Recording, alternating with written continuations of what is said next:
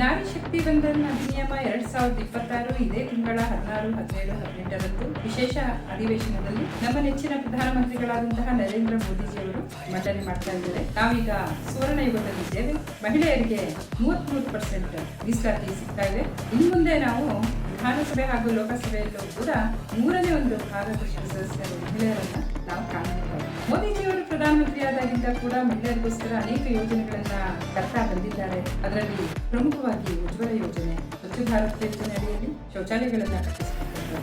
ಜನಧನ ಯೋಜನೆ, ನಂತರ ಮುದ್ರಾ ಯೋಜನೆ, ವಿಶ್ವಕರ್ಮ ಯೋಜನೆ, ಸ್ವನಿಧಿ ಯೋಜನೆ, ಮಾತೃವಂದನೆ, ಹಲವಾರು ಯೋಜನೆಗಳನ್ನ ಮಹಿಳೆಯರಿಗೋಸ್ಕರ ತಂದಿದ್ದಾರೆ.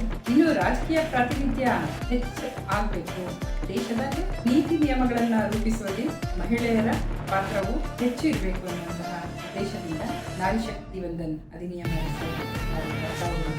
ಮೋದಿಜಿಯವರಿಗೆ ಕೋಟಿ ವಂದನೆಗಳನ್ನು